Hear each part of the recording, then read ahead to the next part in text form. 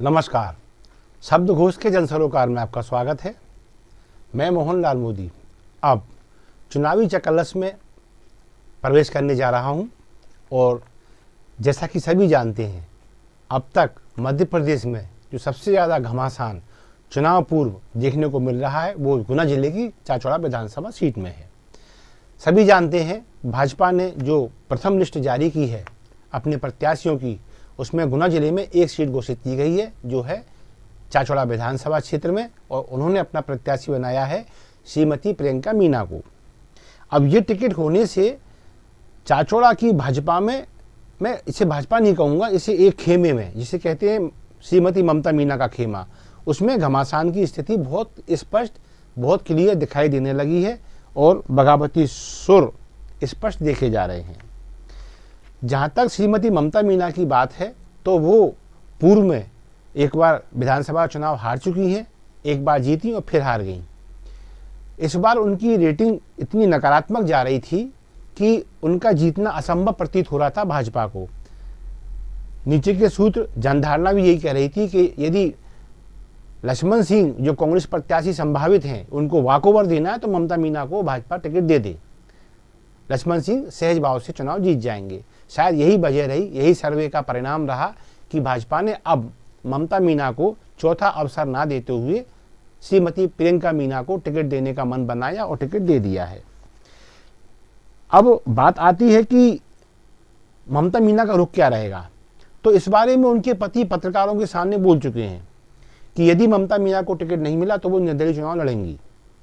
इसमें कोई लाग लपेट की बात उन्होंने नहीं की है और ममता मीना ने भी इस बारे में खंडन नहीं किया है कि मैं निर्दलीय नहीं लड़ूंगी। यानी ये लगभग ममता मीना का खेमा ये तय करता है, या टिकट दो या भाजपा का नाश करा लो। ये एक प्रकार से देखा जाए, जब भाजपा के लोगों से वहां बात की तो उन्होंने ये कहा ये सीधा सीधा पार्टी को चैलेंज है। ये उनका एक प्रकार से धमकी है पार्टी के आला कमान को कि या तो हमें टिकट दो अथवा भाजपा को हराने में कोई कोर कसर शेष नहीं छोड़ेंगे। अगर आम आदमी की बात की जाए तो आम आदमी ये कहता है कि जो ममता मीना है वो आक्रामक स्वभाव की है। ये मैं पहले भी जन अवधारणा के माध्यम से ये बोल चुका हूँ कि हाँ, वो आक्रामक स्वभाव की हैं। वो तात्कालिक लाभ हानि तो देखती हैं, दूरगामी परिणाम से वे हमेशा ही कहना चाहिए अनजान रही हैं। उन्होंने कभी दूरगामी कहना चाहिए परिणाम, रणनीति, इसको लेके कोई मंथन कभी नहीं किया। लिहाजा वो तात्कालिक परिणामों को देखती हैं और उसमें अपना लाभ हानि देखकर अपना रुख वो तय कर लेती हैं, जो उन्होंने अभी तक किया हुआ है। फिलहाल वो टिकट भाजपा का ना मिलने से एक तरह से बौखलाई हुई हैं और इस वक्त उन्होंने एकदम भाजपा के खिलाफ आक्रामक तेवर अख्तियार कर लिया है। अब इसमें जो भाजपा का जो मूल कैडर है वो निराश है इस मामले से, बल्कि निराश शब्द की मैं से आक्रोश का शब्द बोलूँगा। जिस भाषा में वहाँ के लोग बोले हैं कि ममता मीना को पार्टी ने क्या नहीं दिया। भाई उन्हें जिला पंचायत का जब वो चुनाव लड़ी तो उसमें जो भी अध्यक्ष पद में पीछे से बैक सपोर्ट मिल दिया जा सकता था भाजपा ने दिया। उन्हें 3-3 बार विधानसभा के टिकट दिए। संगठन के स्तर पर मुख्य बॉडी में, महिला मोर्चे में, विधानसभा की विभिन्न समितियों में उन्हें समय समय पर बहुत सारे अवसर दिए गए। अब इसके बाद यदि रेटिंग नेगेटिव जा रही है, ये स्पष्ट लग रहा है कि ममता मीना, भाई कई लोगों ने यहाँ तक कहा कि पहली बात तो मीना हमें वो नहीं चाहिए प्रत्याशी, और यदि मीना आ भी जाए तो ममता मीना बिल्कुल ना आए। ये जब ऐसे निष्कर्ष निकलने लगे, जब जनता ऐसा कहने लगे, तो फिर वहाँ प्रियंका टिकट देना भाजपा की मजबूरी भी बन गई थी और उसने वो टिकट बगैर किसी किंतु परंतु के पहली लिस्ट में जारी भी कर दिया। इससे ममता मीना जी को समझ जाना चाहिए था कि हाँ, स्थिति बहुत नाजुक है। ऐसे में परिवर्तन ही एकमात्र पर्याय रह गया था जो भाजपा ने अपना लिया है। अब बात आती है कि ममता जी का अगला कदम, तो अगले कदम के रूप में वो लक्ष्मण सिंह जी से गुफ्तगू कर चुकी हैं। सूत्र भी ये कह रहे हैं कि भाजपा से उनका मन लगभग हट चुका है और उनके तेवर भी दिखाई यही दे रहे हैं कि उन्होंने अब अधिकतम भाजपा का नुकसान करना है। अब भाजपा हारेगी या जीतेगी ये तो समय बताएगा, लेकिन हाँ, ममता मीना के इस कदम से, ये कहना चाहिए कदम घर के बाहर हो जाना, ये क्लियर कर देता है फिर कि मनोवृत्ति क्या है। तो बात यही है कि जब ममता मीना बगावत करती हैं चाचौड़ा में, तो फिर कांग्रेस में उत्साह की लहर दौड़ना स्वाभाविक है। लक्ष्मण सिंह के पक्ष के कांग्रेस के जो लोग हैं वो उत्साह से लबरेज हैं और उनको उम्मीद है कि यदि ममता मीना इसी प्रकार भाजपा विरोधी तेवर अपनाए रही तो फिर वहाँ से लक्ष्मण सिंह का चुनाव जीतना तय है। लक्ष्मण सिंह हालांकि भी डिक्लेयर नहीं है, लेकिन ऐसा माना जा रहा है कि जब भी कभी सूची आएगी कांग्रेस की तो पहली सूची में लक्ष्मण सिंह जी का नाम कांग्रेस प्रत्याशी के रूप में घोषित होना तय माना जा रहा है। अब सवाल ये उठता है कि कांग्रेस क्या कर रही है। तो कांग्रेस अभी शांत है। कांग्रेस अभी देखो और आगे बढ़ो की रणनीति में है। अभी वो देख रही है, समझ रही है कि उसे करना क्या है, क्योंकि ममता स्वतः ही उनके पाले में आ रही हैं, तो उन्होंने बहुत ज़्यादा प्रयास करने की आवश्यकता नहीं है।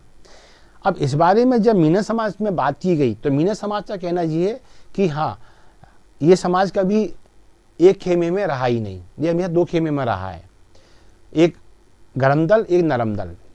तो गरम दल जो ममता मीना के साथ है, जो थोड़ा आक्रामक है, जो करो या मरो की स्थिति में रहता है, लेकिन जो नरम दल है, नरम दल मतलब कहना चाहिए जैसे अधिकांश मीना समाज, मैंने कहा ना कि कुछ जाति कोई खराब नहीं होती, लेकिन कुछ लोगों का अतिरेक व्यवहार छवि को बना बिगाड़ देता है, वही मीना समाज के लिए हुआ। तो मीना का जो समाज का अधिसंख्य जो वर्ग है, जो व्यवहारिक है, जो अन्य जातियों के साथ में संबंध में बिठा के चलता है, वो अब प्रियंका मीना के साथ में आ गया। ये कह सकते हैं कि शिवनारायण मीना जो स्वर्गीय हो गए हैं, उनके साथ जो नरम दल का जो वर्ग रहता था, वो वर्ग अब अधिकांश प्रियंका के साथ में आ गया है और वो प्रियंका को मजबूती प्रदान कर रहा है।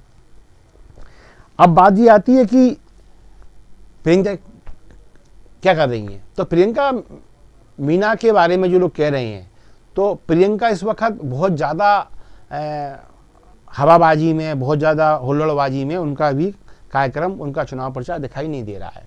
तो फिर प्रियंका क्या कर रही हैं। तो अभी जो सूत्र मुझे मिले हैं और जो मैंने वहाँ चाचौड़ा क्षेत्र में, कुमरा क्षेत्र में, मृगवास में, मधुसूदनगढ़ में, जामनेर में, यह सब जगह जब मैंने बात की है तो ये चीज़ निकल के सामने आई है कि पहले प्रियंका मीना ने जो कहना चाहिए डैमेज हो गया है सामाजिक स्तर पर, इसे कहेंगे सोशल इंजीनियरिंग, उसको ठीक करने में अपना ध्यान सबसे पहले दिया है।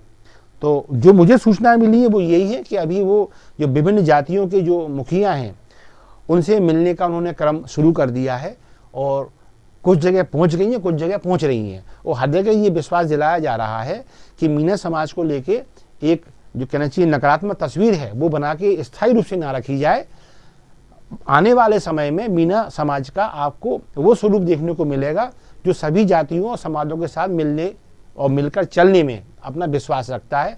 ऐसा आश्वासन प्रियंका मीना, उनके समर्थक जनता को देते हुए देखे जा रहे हैं और ये खबरें छनकर आ रही हैं कि इसमें प्रियंका मीना बहुत तेजी से लगी हुई हैं। अच्छा, इसमें एक चीज और क्या है कि जो लोग सिर्फ इसलिए रूठे थे कि उन्होंने भाजपा में तवज्जो नहीं मिल रही है, क्योंकि जब मैंने कहा ना हर विधायक के आसपास ये कॉकस बन जाता है, एक नेता के आसपास कॉकस बन जाता है, ये भाजपा में ही बन गया था। तो आक्रामक मोड के जो लोग थे वो ममता के आसपास सिमट गए थे, लेकिन जो लॉन्ग टर्म तक पारी खेलने वाले भाजपा कार्यकर्ता, कैडर जो भाजपा का है, संघ का जो स्वयंसेवक है, वो थोड़ा सा दूर हो गया था। तो वो अब प्रियंका मीना के आसपास दिखाई देने लगा है, ये भी सूत्रों का कहना है और जो कहना चाहिए संघ से संबंधित जो लोग हैं उनका भी ये कहना है कि हाँ, चूंकि भाजपा प्रत्याशी हैं तो फिर अब ये जो कैडर है वो भाजपा को है और संघ का हो, अनुषंगिक संगठनों का हो, वो प्रियंका मीना के आसपास दिखाई देने लगा है। अच्छा, अब क्या है इसमें कि चुनाव में काफी समय है और चुनाव काफी समय होने से इसका लाभ प्रियंका मीना को होता दिखाई देता है, क्योंकि जैसे जैसे समय बीतेगा वैसे वैसे कहना चाहिए ना, ये जो ज़्यादा गुस्से वाला व्यक्ति होता है समय के साथ उसमें थकान आती है, वो थकता है और फिर जब असल लड़ाई का समय आता है तो वो हाँफने लगता है। तो जो जानकार हैं, जो राजनीति के पंडित हैं, वो यही कहते हैं कि जैसे समय बीतेगा तो वो आक्रामकता जो ममता मीना की है वो थकान की ओर जाएगी, ढलान की ओर जाएगी। तो ऐसे में उनको या तो लक्ष्मण सिंह के सहारे की आवश्यकता लगेगी या फिर वो कांग्रेस की ओर अपना भविष्य तलाश सकती हैं। ऐसे में जो जब तस्वीर क्लियर होगी तो उसका लाभ फिर प्रियंका मीना को मिल सकता है। अब बात आती है कि वर्तमान में क्या है इस मामले को लेकर, तो फिर इसमें बहुत क्लियर है कि ममता मीना को लेकर अब भाजपा शरणम गच्छामी होगी, इसकी उम्मीदें अब कम रह गई हैं। तो ममता जी ने बहुत ज़्यादा आक्रामक तेवरों के साथ में भाजपा को एक तरह चैलेंज कर दिया है उनने आला कमान को कि या तो हम और नहीं तो फिर पार्टी भी नहीं। तो अब जब नेतृत्व यहाँ अमित शाह जब इस चुनाव पर नज़र गड़ाए हुए हैं, वो भी काफ़ी फाइनली काम करने के मूड में रहते हैं, और जब तेवर ऐसे हों आला कमान के भी, नरेंद्र मोदी, अमित शाह और फिर यहाँ शिवराज सिंह चौहान, वी डी शर्मा, तो अब वो समय शायद नहीं रह गया है भाजपा में जब बागी तेवरों को एक्सेप्ट किया जाए, उससे घबरा के निर्णय बदले जाएं। तो इसकी अभी उम्मीद कम दिखाई देती है। शायद यही वजह है कि आज जब ममता मीना को भाजपा कार्यालय बुलाया गया है तब उन्हें ताकीद कर दिया गया है कि वे भाजपा के सदस्य रहते मर्यादाओं में बनी रहें, यही उनके भविष्य के लिए अच्छा है। दूसरी बात, जो रघुवीर मीना के जाति प्रमाण पत्र संबंधी मामले हैं उसको लेकर भी थोड़ी सी सक्रियता शासकीय विभाग में देखने को मिल रही है। अभी इन सभी मामलों को देखा जाए तो ये समझ में आता है कि अपनी राजनीतिक सोच को विस्तृत करने की क्षमता तो ममता मीना को विकसित करनी पड़ेगी, और यदि वो ऐसा कर पाती हैं तो फिर ये समझ में आ रहा है बहुत जल्दी चाचौड़ा का ये जो घमासान है, भाजपाई घमासान, ये बहुत जल्दी शमन को प्राप्त होगा और भाजपा एकजुट होकर चुनाव के मैदान में बढ़ती नजर आएगी प्रियंका मीना के पीछे। ये फिलहाल वहाँ की जो जन अवधारणा है, जो सूत्रों का कहना है, वो ऐसा दावा कर रहे हैं कि भाजपा अंततः प्रियंका मीना के नेतृत्व में आगे बढ़ने जा रही है, क्योंकि उन्होंने अब मीना समाज से रूठ कर बैठे जाति वर्ग के नेताओं को मनाना शुरू कर दिया है। और यदि वो ऐसा कर पाएं तो फिर कोई कारण नहीं है कि भाजपा इस चुनाव में नकारात्मकता को प्राप्त हो। बस इसी आकलन के साथ मैं मोहनलाल मोदी आज इस कार्यक्रम को विराम दूंगा। फिर किसी नए क्षेत्र के साथ, नए प्रत्याशी के साथ और नए आवरण के साथ आपके सामने आऊँगा। तब तक के लिए आज्ञा दीजिए। नमस्कार, जय हिंद।